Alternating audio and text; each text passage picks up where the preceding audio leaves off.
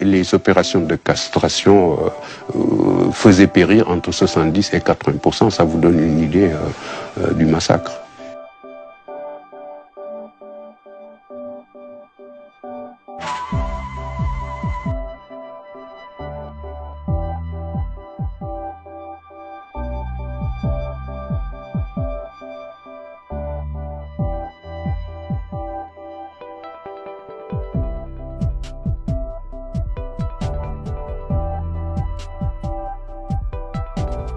Les seuls peuples à accepter l'esclavage sont les nègres, en raison d'un stade inférieur d'humanité, leur place étant plus proche du stade animal.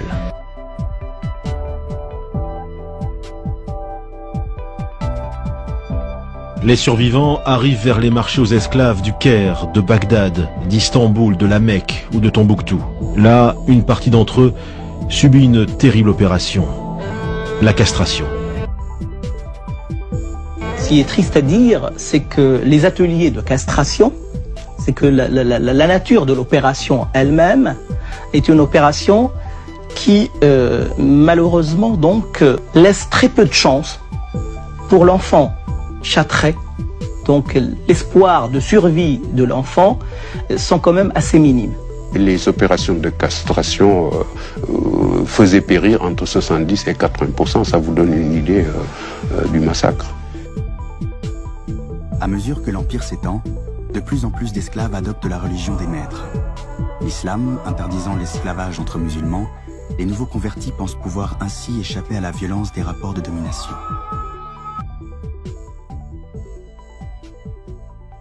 Tidiane Diaye, j'ai presque envie de dire, chacune de nos rencontres provoque débat, puisque la dernière fois je vous avais reçu pour un de vos livres, Les Falachas, la 13e tribu d'Israël. Comme on dit, c'est que vous avez mis le doigt là où ça fait mal et vous recommencez, d'ailleurs. Non, puisque vous êtes venu avec un nouveau livre, publié toujours chez Gallimard, Continent Noir, et vous l'avez intitulé « Le génocide voilé, enquête historique sur la traite négrière ». Vous employez le terme génocide voilé. Quand j'ai lu votre livre, j'ai eu l'impression que le titre était un peu faible. Oui, faible dans l'espace et dans le temps, surtout, puisqu'on a beaucoup parlé de la traite transatlantique. Bon, mais si la traite transatlantique a été qualifiée et reconnue à juste titre comme un crime contre l'humanité, ce qu'il faut dire, c'est que celle pratiquée par les arabo-musulmans fut un véritable génocide. Parce que le sort qui était réservé, en fait, aux captifs africains apparaît aujourd'hui avec le recul comme une sorte d'extinction ethnique à terme, mais programmée par castration massive. Et on sait aujourd'hui qu'ils ont pratiquement tous disparu, en dépit des masses énormes d'Africains déportés dans les pays arabo-musulmans. Voilà pourquoi j'ai préféré utiliser le terme de génocide. Parce que si vous avez 17 millions de déportés et que par la castration massive, vous n'avez qu'une minorité de Noirs qui réussit à survivre en terre d'islam, alors que de l'autre côté, je parle de la traite transatlantique, vous avez aujourd'hui 70 millions d'individus qui sont descendants ou métis d'Africains qui peuplent le continent américain, des États-Unis jusqu'au Brésil, passant par les îles de la Caraïbe, alors que dans les pays arabo-musulmans, on n'en trouve plus trace. Alors vous dites d'ailleurs, qu'il serait grand temps que la génocidaire traite négrière arabo-musulmane soit examinée et versée au débat au même titre que la ponction transatlantique, parce que ça c'est un pan de l'histoire qui est quoi, méconnu, caché volontairement, occulté, qui a été volontairement, c'est sûr, et cette amnésie volontaire de la part des élites noires sur la question peut s'expliquer par le fait que beaucoup de chercheurs ont encore du mal à passer d'une vision mémorielle affective de cette histoire, évidemment pour des questions de solidarité religieuse, c'est évident, à une approche distanciée et scientifique d'une histoire qui ne traite que des faits avérés. C'est ce que j'ai voulu faire. Alors personnellement, j'ai dû croiser des variables comme les témoignages directs d'explorateurs comme Livingstone, comme Stanley ou Monseigneur Lavigerie, sans oublier aussi les témoignages directs des marchands arabes qui opéraient à partir des centres de fabrication de nuques. Et j'ai dû croiser toutes ces variables avec des travaux beaucoup plus récents d'un historien américain que vous connaissez bien, mon confrère Ralph Austin. Et il faut dire que le bilan est terrible, le bilan est terrifiant. Rien que pour le Sahara, on peut évaluer que 9 millions de captifs ont dû être transportés dans des conditions inhumaines. Et dont 2 millions ont péri ou alors sont restés en bordure du désert. Alors pour ce qui est de ce qu'on appelle la traite orientale, qui s'est déroulée dans les régions proches de la mer Rouge et de l'océan Indien, on évalue environ à 8 millions le nombre de victimes. Donc le bilan est lourd, puisque globalement, on arrive à un chiffre effrayant de 17 millions de morts, de déportés ou de castrés par les Arabes. C'est donc un génocide. Vous le dites d'ailleurs, vous dites on va pas faire un hit parade de ceux qui ont été les pires, mais vous, enfin, je résume. Disons qu'il n'y a pas de degré dans l'horreur, ni de Exactement. monopole de la souffrance, mais la page devrait être écrite. Vous dites que pour l'Afrique noire, la traite arabo-musulmane a été bien plus dévastateur que la traite transatlantique.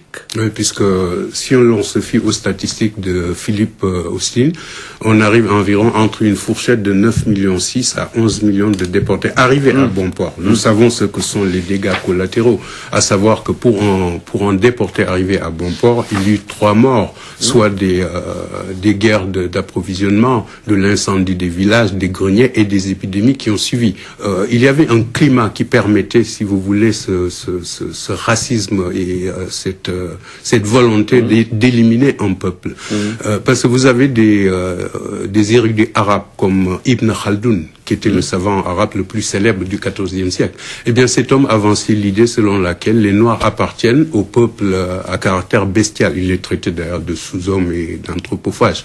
Alors, il prétendait que les seuls peuples qui étaient adaptés à l'esclavage étaient les nègres en raison d'un degré inférieur d'humanité et que leur place était plus proche du stade animal. Alors, devant ces inepties, il faut dire qu'aucune voix sérieuse dans le monde arabe ne s'est levée pour défendre la cause des Noirs. Parce qu'à l'inverse des philosophes de l'époque des Lumières en Europe, il faut dire que dans le monde arabe, dans leur quasi-totalité, les intellectuels étaient marginalisés sur la question. Ils avaient donc abdiqué face aux obscurantistes et autres doctrinaires de la foi. Évidemment, dans un tel contexte, l'opinion de Ibn Khaldoun et d'autres penseurs de la même mouvance faisait autorité et finissait même par être adoptée par la plupart des nations arabo-musulmanes. Ce qui explique donc que les traitements inhumains et la mutilation généralisée des captifs étaient acceptés. Et ce qui explique aujourd'hui que le résultat est qu'ils ont disparu en Turquie, en Iran, au Yémen, et j'ai pu vérifier qu'on en trouvait très peu en Arabie Saoudite et en Afrique du Nord. Et on voit aujourd'hui encore ce génocide, il faut surtout ne pas trop en parler, et surtout il ne faut pas choquer le monde musulman, le monde du pétrole. Je pense que l'approche scientifique objective consiste à ne pas traiter l'histoire de deux manières. On a beaucoup parlé de la traite transatlantique. Vous, c'est ça que vous voulez, hein, vous dites, ce que vous voulez dire, c'est que il y a eu la traite, qu'elle soit transatlantique ou qu'elle soit celle-là qui a été pire. Qu'elle soit arabo-musulmane. Voilà, donc il faut mettre les deux calamités sur le même, tout en gardant présent dans l'esprit que les premières victimes de cette calamité furent d'abord les Slaves, que les Marseillais et les Vénitiens allaient raser dans les territoires d'Europe centrale et orientale pour les vendre dans le monde arabo-musulman. Comme on sait, ça a duré toute l'époque carolingienne, sous les monarques saxons Henri l'Oiseleur et Othon Ier. Il a fallu l'émergence d'États européens puissants dans l'Europe de l'Ouest, et puis l'arrêt de l'expansion islamique aux Pyrénées pour que ça s'arrête. Et puis, vous terminez votre introduction en disant, et ce encore sous nos yeux aujourd'hui, avec son lot de massacres, avec son génocide à ciel ouvert, et là vous nous ramenez au Soudan. Au Darfour. Parce qu'en fait, on peut remonter loin, en fait, en Égypte pharaonique, où on trouve pour la première fois des hommes qui étaient soumis à une forme d'exploitation qu'on pouvait comparer à de l'esclavage. Parce que après les Hébreux, il faut se souvenir que les Égyptiens avaient aussi réduit en servitude de nombreux peuples voisins qui étaient originaires d'Éthiopie ou des régions soudano-nubiennes, comme le Darfour. Mais c'est avec l'invasion arabe, en fait, en 652, que le général et émir Abdallah Ben Saïd avait imposé au roi nubien Khalidura en 652 ce qu'on appelle le Barth. C'était un accord par lequel le roi nubien s'engageait à livrer annuellement un lot de 360 captifs bien portants et qui étaient destinés à être réduits en esclavage dans le monde arabo-musulman. Là aussi une précision, quand je dis arabo-musulman, c'est que ce Barth qui est parti du Darfour engendrera un trafic qui deviendra à la fois transaérien et oriental et allait impliquer de plus en plus de peuples et de régions qui débordaient largement l'univers arabe. Les négriers qui ont trempé étaient des Maghrébins, ils étaient des Turcs sous l'Empire ottoman ou des Iraniens. On a même trouvé des milliers de ces captifs vendus par les Arabes jusqu'en Inde, puisque le roi du Bengale en possédait près de 8000 au milieu du XVe siècle. Et comme le seul point commun entre tous ces peuples négriers était la religion, je ne peux pas ne pas employer le vocable d'arabo-musulman, mais tout cela était parti du Darfour, et aujourd'hui on en revient au Darfour. Eh bien, une chose qui vous paraîtra tellement absurde aux historiens futurs, c'est qu'au Darfour, sous nos yeux, en 2008, eh bien, on continue ce nettoyage ethnique et les instances internationales palabrent sur des questions de procédure. Merci Tidiane Ndiaye. Je rappelle que ce n'est pas un roman, c'est une enquête historique. Ça s'appelle Le génocide voilé. C'est publié chez Gallimard, Continent Noir, et c'est un livre qui va faire débat, ça j'en suis certain. Merci beaucoup. Merci.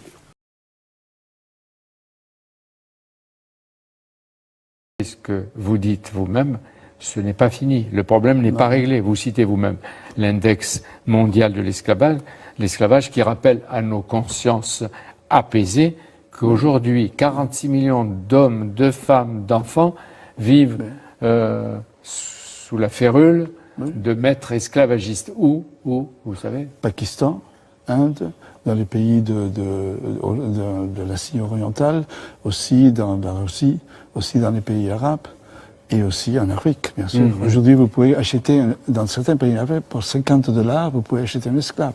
Oui, ce qui est terrible. Et nous ne parlons pas de l'esclavage qui est en ce moment en Libye, des Africains. On va en parler avec Tidiane Ndiaye. Et la cause que vous défendez, vous, Jordi Savall, elle est aujourd'hui utile. Vous conseillez d'agir et d'être présent. Et vous croyez, malgré tout, j'ai envie de dire, à la paix universelle. Et vous voulez l'amour et l'amitié, etc. C'est un rêve d'un idéaliste, là, non? Non, je crois que l'homme est fondamentalement un être humain bon. Il y a seulement des questions qu'il faut savoir quand même. Seulement l'éducation peut faire que les gens deviennent des êtres humains. Pas forcément, regardez les nazis.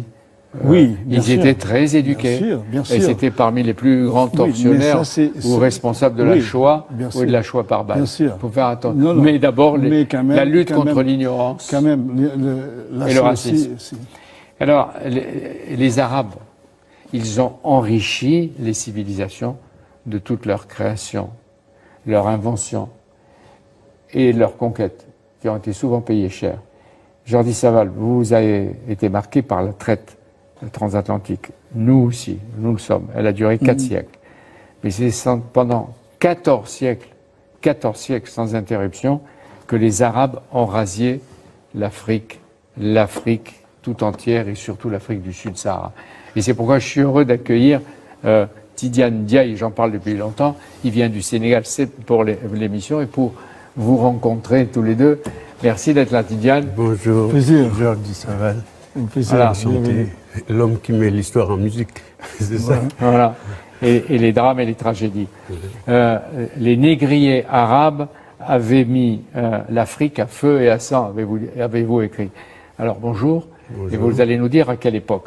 L'esclavage est une tare d'abord de tous les temps et de tous les lieux. Ça, vous le montrez bien. Hein.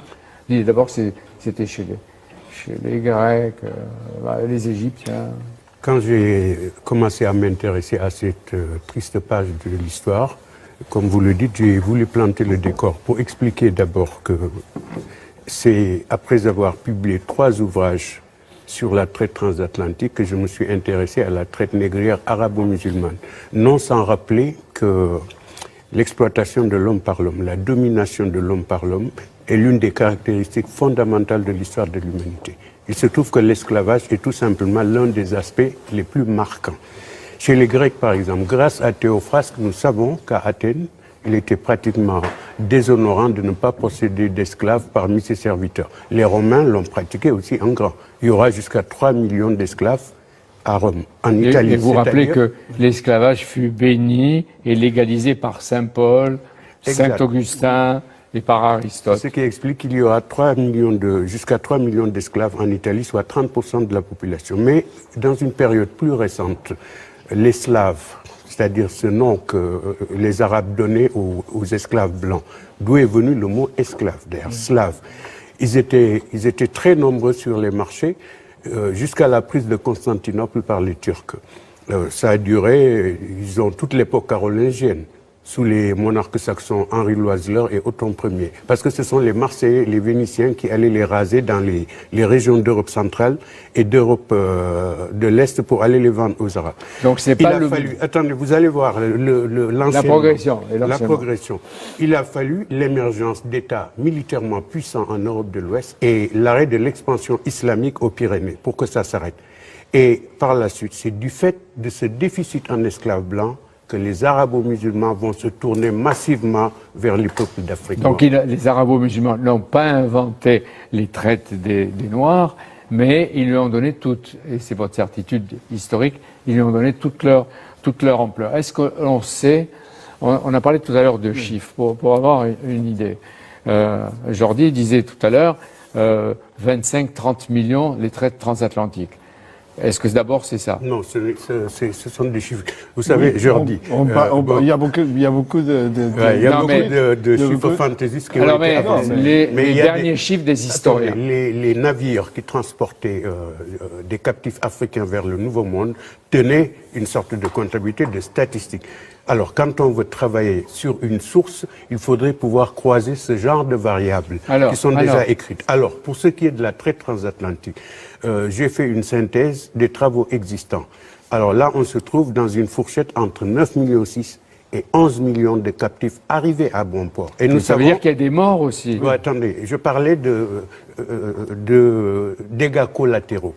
À savoir que pour un captif arrivé à bon port, il faut compter 3 morts du fait des guerres d'approvisionnement, des incendies des villages, des incendies des greniers, plus les épidémies qui ont suivi. Donc on rejoint le chiffre que donne Jordi Sabal. Et alors, la traite arabe... Il y a une chose qu'il faut se rappeler, tout ça, ça n'était pas possible sans l'aide des mêmes Africains. Ah oui. Ça, on le dit. Ils ont la plupart des rabatteurs qui livraient les captifs noirs ou négriers étaient aussi des Noirs. Il le dit. Si les razzias n'étaient pas faites par les négriers étrangers, il y avait tout un ramassis de renégats qui rasiaient les villages pour... Résultat... Il y avait des champs dans le Congo, des choses qui gardaient les esclaves et concentrés pour les fournir quand les bateaux arrivaient. Alors la traite négrière arabo-musulmane, c'est 13 siècles ou 14 siècles et combien? Là, c'est autre chose. Là, nous parlons de la transatlantique. Oui, Atlantique. Mais avant, 7e siècle, et peut-être maintenant 14e. Et ça continue. Alors combien? Jamais arrêté. Alors là, rien que j'ai dû croiser des variables. D'abord, à partir, parce que vous savez que c'est pas les mêmes sources. Tout à l'heure, nous disions que sur la traite transatlantique, il y avait une comptabilité tenue par des bateaux, etc. Alors que dans la traite négrière arabo-musulmane, j'ai dû croiser des variables, comme des témoignages directs d'explorateurs, Stanley, comme le docteur Livingstone, Monseigneur Lavisuet, et aussi les témoignages de marchands d'esclaves, des Arabes qui opéraient à partir des centres de fabrication de nuque. Alors là, les chiffres sont exorbitants. Rien que pour le Sahara, on estime que 9 millions de captifs africains ont été transportés dans des conditions particulièrement inhumaines, dont 2 millions sont restés en marge du désert. Ça, c'est la traite transaérienne. Ce qu'on appelle la traite orientale, c'est-à-dire celle qui se déroulait dans les régions proches de la mer Rouge et de l'océan Indien, on évalue à 8 millions le nombre de victimes. Donc, dans l'estimation haute, on arrive à 17 millions de captifs africains morts, castrés ou déportés par les Arabes. Alors justement, comment ils procédaient ces chasseurs d'hommes? Quelles étaient leurs techniques de chasse? Qu'est-ce qu'ils faisaient? Racontez. Des razzias. Il faut savoir que, par exemple, l'une des civilisations africaines qui a été détruite par les arabo-musulmans, c'est l'empire de Ghana.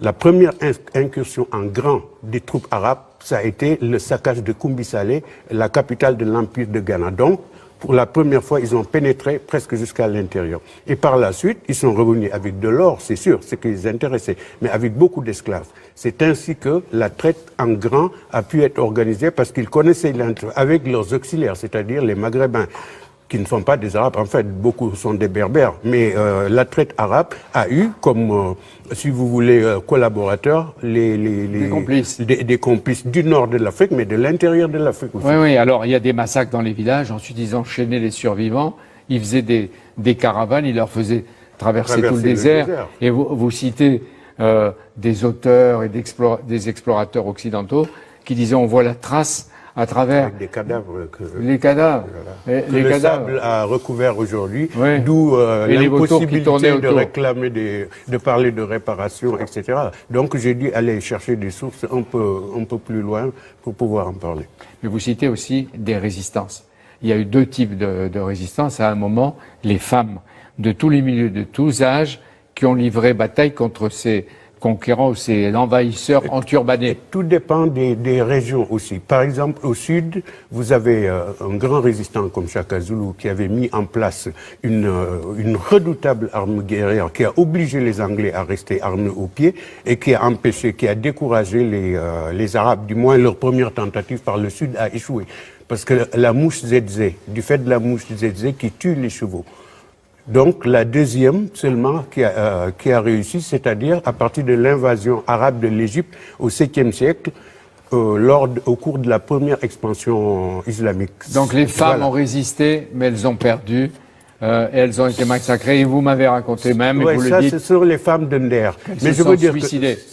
Elles ont préféré le suicide face aux morts qui voulaient pas forcément les enchaîner. Elles ont préféré la mort à l'esclavage. C'est le cas de leur rendre hommage. Ça s'appelle les femmes de Nder. Voilà. J'aurais aimé que l'histoire n'oublie jamais leur nom. Les femmes. Et là, on leur rend hommage. Et vous rappelez que, puisque souvent ça s'est fait avec le Coran, le prophète Mahomet disait dans un de ses hadiths que vous citez, le pire des hommes est celui qui vend des hommes. Mais pourtant, ils en ont vendu. Le problème est que toutes les religions monothéistes ont hérité de l'esclavage. Certains ont géré comme ils voulaient. La controverse de Valladolid, je crois que l'Église, là, a été un des acteurs. Là où le Bartholoméo de Las Casas a obtenu sans doute l'abolition de l'esclavage des Indiens, mais c'est les nègres qui en ont fait les frais par la suite. Alors, pour ce qui est de l'islam aussi, le prophète Mohammed a hérité de l'esclavage. Bon, l'histoire nous rapporte qu'il possédait des esclaves lui-même, mais il recommandait un traitement. Mais c'est cela l'islam. L'esclavage n'est pas du fait de l'islam, mais l'islam légifère sans jamais remettre en question. Mais nous, au XVIIIe siècle, les Voltaire, Diderot, tous ceux dont on parlait tout à l'heure du siècle des Lumières, ont condamné, mais certains, Voltaire possédait des esclaves. Ils ont pratiqué quelque chose, ils avaient des esclaves. Jean-Jacques Rousseau, dans le contrat social, l'a dénoncé, l'abbé Pierre, mais Voltaire et d'autres possédaient des esclaves. Vous savez que c'est presque un scandale de dire les arabo-musulmans ont tué plus que les Occidentaux. Les deux doivent être condamnés définitivement. C'est la réalité, parce que je veux bien qu'on parle de commémoration, mais on braque toujours les projecteurs sur la traite transatlantique, alors que la traite négrière arabo-musulmane a été la plus longue des calamités dans l'histoire de l'humanité, puisqu'elle a duré plus de 13 siècles sans interruption. Elle a opéré une ponction humaine qui est largement Mais ça, on ne le dit pas. Longtemps, c'était un scandale de le dire. Oui. Là, Jean-Pierre, vous faites de la provocation. Oui, c'est aussi mon rôle. Mais ce qui est intéressant à travers vous et en même temps votre livre qui a fait des petits, on voit que les intellectuels africains commencent à se libérer de ce que vous avez appelé, ce qu'il a appelé le syndrome de Stockholm. Ils sont presque timides devant leur bourreau. Maintenant, ils ouvrent la parole. Et on espère qu'ils vont presque gueuler.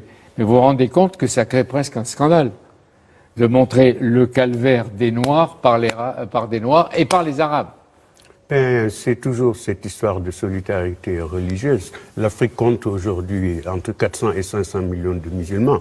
On dirait que les descendants des victimes n'ont pas envie d'accuser les descendants des bourreaux. Pourquoi vous le faites, et tout ce beau monde s'arrange sur le dos de l'Occident. Il y a partout un peu quelquefois un besoin de ne pas remettre les choses.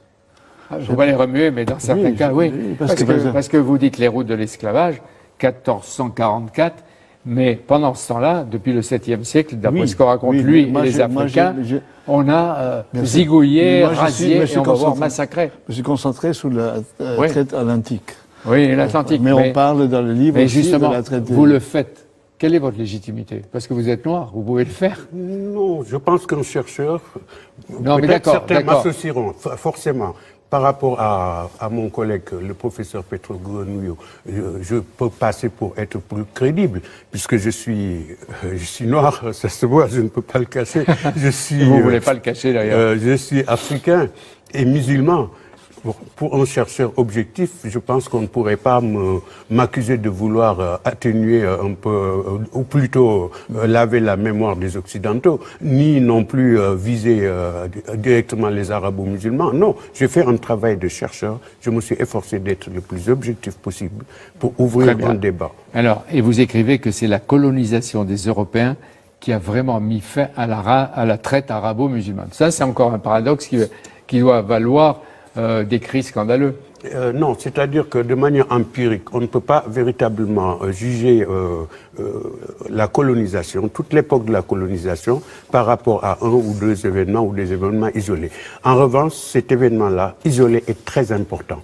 C'est bien la colonisation européenne, anglaise et française, plus française qu'anglaise, puisque en France, ils ont joué le jeu. Il y a eu même des villages de liberté qui étaient créés par le colonel Archinard. Alors que de l'autre côté, les Anglais laissaient passer en fait les bouts, parce qu'ils avaient peur de se fâcher avec les Arabes qui auraient pu leur couper la route des Indes. Vous voyez, c'est un peu plus ambigu. Alors pourquoi cette hostilité dont vous dites qu'elle reste actuelle du monde, regardez ce qu'il dit, arabo-musulman à l'égard des Noirs, qui sont ou seraient, je ferai attention, qui seraient considérés comme des êtres inférieurs?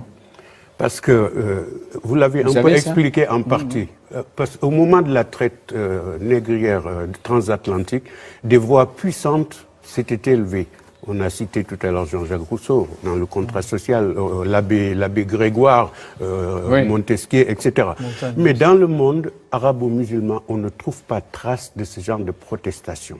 À savoir que des érudits très respectés comme Ibn Khaldoun, qui était le savant arabe le plus connu du XIVe siècle. Cet homme avançait l'idée selon laquelle les seuls peuples adaptés à l'esclavage sont les nègres, en raison d'un degré inférieur d'humanité, et que leur place se situe au stade animal. Alors, devant de telles inepties de Ibn Khaldoun et d'autres penseurs de la même mouvance, il ne se trouvait pas une seule voix sérieuse dans le monde arabe pour défendre la cause des Noirs. Parce que les intellectuels, dans leur quasi-totalité, étaient marginalisés sur la question et avaient abdiqué face aux obscurantistes et aux doctrinaires de la foi.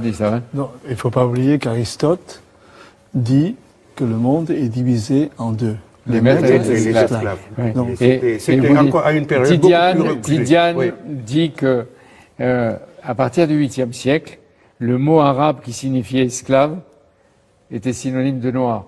Est-ce que c'est vrai, ça? Je crois, franchement, quand j'expliquais tout à l'heure que dans l'inconscient collectif, j'ai donné les raisons pour lesquelles l'inconscient collectif de ces Arabes est toujours pollué par ces prises de position philosophiques de Ibn Khaldoun et autres qui avaient permis de rationaliser ce trafic et de faire accepter au peuple arabo-musulman les traitements inhumains que subissaient les Noirs. Et cela, comme il n'y a jamais eu de débat. D'accord, ça c'est le passé. Il n'y a jamais eu de débat jusqu'ici, ce qui fait qu'on n'a pas amené ces peuples à prendre conscience de cette sinistre page du passé. Il suffit aujourd'hui d'observer le traitement qui est fait aux Noirs dans les pays du Maghreb ou ailleurs. Lynchage, ratonnade policière, mise à mort. Ils subissent des humiliations et un racisme. Et un racisme quotidien. Vous avez en Libye des réfugiés soudanais qui sont originaires du Darfour. Vous vous rendez compte, c'est pauvres ce qu'ils ont subi là-bas. Et d'autres Soudanais tchadiens. Ils sont égorgés en Libye s'ils ne sont pas vendus dans des marchés. Ça demeure. Ça demeure. Où on les vend dans les marchés. Et vous pensez que les migrants, ils sont aussi victimes de négriers dans les trafics de population. Mais bien sûr, mais bien sûr. Et pour conclure, je dirais que toutes ces calamités, ce racisme culturel anti-noir chez les Arabes, ce sont en fait des métastases de l'ignorance. D'où la nécessité par l'éducation d'amener ces peuples, dès l'école primaire déjà, à essayer de retraiter, ouvrir le débat. Encore deux choses. Vers où étaient transportés les Noirs à cette époque, entre le 7e et le... La traite transatlantique... la transatlantique, mais avant, vers le Maghreb, le Proche-Orient... La transsaharienne passe par l'Égypte. Vous voyez, les pays du Maghreb et l'Égypte. L'autre, l'oriental, qui partait notamment de Zanzibar vers la péninsule arabique. Ouais. Zanzibar, vous dites que ça veut dire le littoral des Noirs, si on le traduit. Alors, on voit ce qu'ils en faisaient quand c'était des femmes, ça, et surtout quand elles étaient belles. Dans les harems. elles avaient de la valeur, etc. Les eunuques gardaient les harèmes. Vous dites la tragédie des eunuques. Ça, oui, les eunuques, on va les entendre après. C'est dans la tradition ottomane aussi. Comme les castrats, etc. Mais avant, les eunuques, 8 ans, 12 ans. Et qu'est-ce qu'on leur faisait? Voilà, c'était là où, du moins, ça pouvait être moins dangereux, alors qu'en réalité, l'opération emportait entre 75 et 80% des patients. Voilà pourquoi j'ai titré cet ouvrage, Le génocide voilé. Parce que là, si on a juste une minute, je pourrais dire que pour la transatlantique, aujourd'hui, il y a 70 millions de descendants ou de métis d'Africains qui peuplent le Nouveau Monde. Des États-Unis au Brésil. Donc il n'y a pas eu de génocide. Passant par, forcément, la volonté de détruire un peuple n'y est pas prouvée. C'est ce qui explique ces chiffres élevés, alors que de l'autre côté... Ils servaient au travail, à la productivité économique. Très peu ont réussi à survivre en terre d'Israël. Oui, oui. Dernière chose, quand vous dites les eunuques, etc., vous dites carrément c'est une extinction ethnique programmée par castration massive. Ouais. Et vous racontez, je ne veux pas rentrer dans les détails, mais dans certains cas, chez ces malheureux gamins de 8 à 12 ans, la castration, l'ablation des testicules et la plaie était soignée avec du beurre. Ah, du beurre. Bon. C'était des taux de mortalité absolument effroyables. Il y a à l'Institut du monde arabe, je vais dire, même si je me fais engueuler, à l'Institut du monde arabe, il y a une exposition réussie sur les trésors de l'islam en Afrique. Qu'est-ce que ça vous inspire à vous? Écoutez, nous traitons aujourd'hui des crimes arabo-musulmans qui sont, à mon avis, les pires de l'histoire, plus de 13 siècles sans interruption. Pour ce qui est du côté des atlantistes, la France a été jusqu'à faire voter une loi pour reconnaître l'esclavage comme crime contre l'humanité. De l'autre côté, c'est-à-dire dans les pays islamiques, c'est le silence total, comme si cela n'existait pas. Alors, je veux bien qu'on me parle des merveilles de l'islam en Afrique, mais très franchement, j'aimerais qu'on commence d'abord par régler ce contentieux. Et vous le faites au nom de la justice, de la mémoire, comme disait Jordi Savall, de la vérité et en même temps de la dignité de l'Afrique qui se prend en main elle-même continent d'avenir. Vous paraissez ému par ce qu'il raconte. Mais je trouve ça... Je connaissais déjà qu'il y avait cette histoire, pas dans les détails, mais je pense que c'est vraiment une des graves situations que nous avons aujourd'hui, le fait que nous ignorons des choses fondamentales. Je pense que pour que l'avenir soit meilleur, il faut connaître l'histoire. Oui, vous dites vous-même, oublier c'est mourir. Oui. Donc c'est notre... Elie Wiesel, qui ignore son passé, s'expose à ce qu'il revient. Alors, mais vous avez votre histoire. Je vois que vous continuez à écrire, par exemple, Le jaune et le noir chez Gallimard. Le jaune et le noir, c'était le précédent livre. C'est le chinois en Afrique et le noir. Et il y a l'autre, l'appel de la lune, c'est le roman. Et vous avez votre histoire. Vous êtes né sous Franco, avec un père républicain recherché qui se réfugiait en Catalogne. Votre Catalogne, vive la Catalogne. Et je veux dire, pour terminer avec vous, Tidiane, vous dites, il ne s'agit pas de crier vengeance, et vous aussi d'ailleurs, pour le sang qui a été versé. Lui, il est africain, il est noir, elle l'a subi sur lui et ses ancêtres. Mais vous dites de demander que ces horreurs faites par les blancs catholiques, les arabo-musulmans et les noirs eux-mêmes ne sombrent pas dans l'oubli. On rejoint ce qu'il disait tout à l'heure. Vous réclamez justice, comme Jordi Savall. Ce que j'aurais aimé simplement, c'est que si mes travaux réussissent à ouvrir un débat, mais par une reconnaissance franche et officielle de cette page, de cette sinistre page du passé. Autrement, on ne pourra tirer aucun enseignement de ce passé qui pollue encore la vision arabe de l'homme noir. Voilà, c'est aussi simple que ça. Quand il y a un conflit, quand il y a une injustice, il ne peut pas avoir de réconciliation s'il n'y a pas acceptation des faits. Voilà. C'est la reconnaissance des faits. La première chose. C'est pour ça que le conflit en Palestine ne se résoudront jamais tant que les deux parties, il n'y a pas une reconnaissance. Je voulais justement citer Daniel Barenboim, qui a créé et fait jouer non sans mal un orchestre mixte de Palestiniens et d'Israéliens. Et vous aidez des réfugiés qui viennent de Syrie ou d'Irak à jouer de la musique, parce que la musique, elle peut, je ne sais pas ce qu'elle peut faire contre les dictateurs, les Staline, Pol Pot, Daesh et Bachar el-Assad, mais en tout cas, elle peut rapprocher, et vous y croyez, vous organisez les dialogues les plus inattendus entre cultures. Mais la musique, ça donne déjà d'abord de la dignité aux personnes qui font la musique. Pouvoir s'exprimer avec ce qu'ils savent faire et pouvoir gagner sa vie, ça donne de la dignité. Je pense que c'est fondamental. Dans ce monde que nous vivons, on ne respecte plus rien. Je pense que c'est... C'était extraordinaire de vous voir tous les deux parce que vous complétez du 7e siècle au 21e l'histoire de l'esclavage et de la lutte pour l'abolition de l'esclavage et qui vous montrez bien tous les deux que ça n'en finit pas et qu'il faut laisser ce dialogue ouvert. Et vous, aussi simple que il faudrait que les personnes qui nous écoutent se réfléchissent avant d'acheter une chemise, avant d'acheter quelque chose, de penser si ça a été pas fait par des enfants dans un travail d'esclavage. Vous savez, on aide sans le savoir on maintient les dictatures de l'esclavage en Pakistan, en Inde, dans d'autres endroits où il y a des enfants qui travaillent dans des conditions d'esclavage.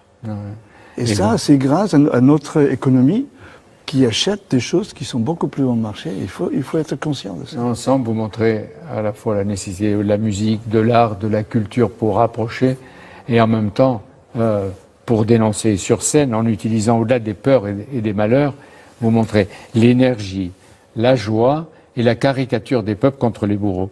Comme ici, on va le montrer, c'est la danse au Mexique de l'iguane, où il y a une sorte de caricature. On va terminer l'émission avec la musique, et je vous remercie tous les deux d'y avoir participé à la Bibliothèque Médicis.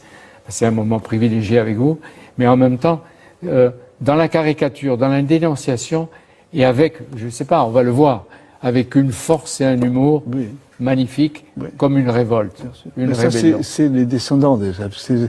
Ces esclaves n'étaient plus des esclaves. Donc c'est la mémoire des rythmes, des choses du passé qui existent aujourd'hui.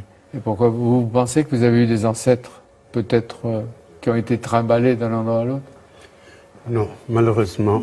Et j'ai pas eu l'occasion, puisque comme chercheur, je ne peux pas m'impliquer de façon tout à fait objective, mais je suis au croisement de deux grandes familles nobles du Sénégal, aussi bien par la ligne paternelle que maternelle, donc aucun des membres de ma famille n'a dû être transporté. Sans doute, peut-être... Ils n'ont pas été complices des razzias, non?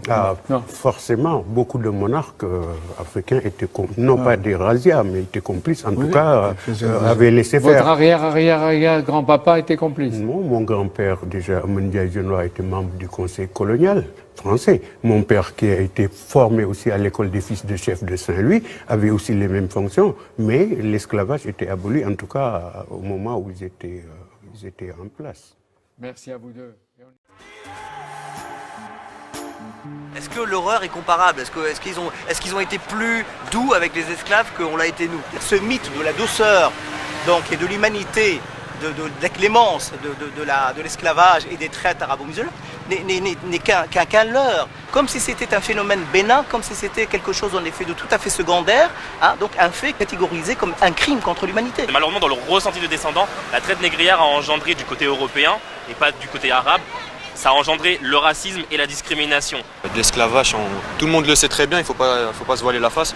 Il y en a eu, et après il faut juste que les gens ils arrêtent de faire semblant. Est-ce que vous pensez que cette histoire d'esclavagisme de cette région-là, ça a aussi un impact encore aujourd'hui en Libye puis dans les autres pays du Maghreb? Il n'y a rien en termes de connaissances, en termes de transmission, en termes de savoir pour les jeunes. Vous savez que dans le sud de la Tunisie, comme dans le sud est de l'Algérie, pour dire noir, la couleur noire, on dit esclave.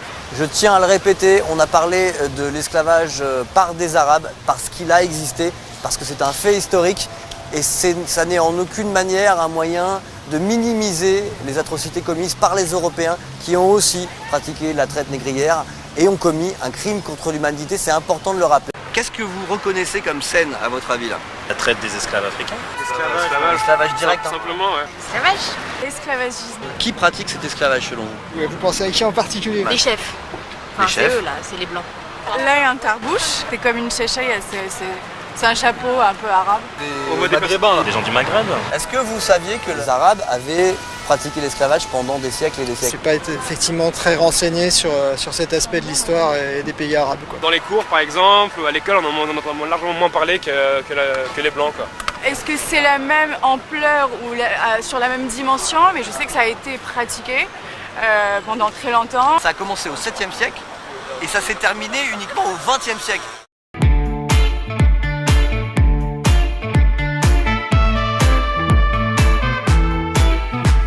Vous avez peut-être vu la vidéo qui est sortie sur CNN et qu'on a reprise, où on voit un marché aux esclaves en Libye. Et ça a relancé le débat sur l'esclavagisme dans le monde actuel.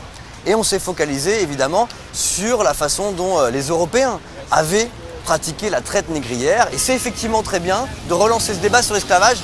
Nous, ce qu'on veut montrer, c'est que l'esclavage a été pratiqué par bien d'autres peuples, évidemment, et notamment par les Arabes. Bien sûr que l'esclavage, bien sûr que des Arabes ont aussi esclavagé des Africains, bien sûr que des Africains eux-mêmes ont esclavagé d'autres Africains. Enfin, l'esclavage c'est quelque chose de général, c'est juste que dans l'esprit actuel et moderne, dans l'esprit des gens, l'esclavage c'est seulement esclave, ça veut dire c'est des Africains, et l'esclavagisme c'est que des Blancs et des Européens, ce qui en fait en réalité est totalement faux. Est-ce que vous savez quand l'Arabie Saoudite a aboli l'esclavage?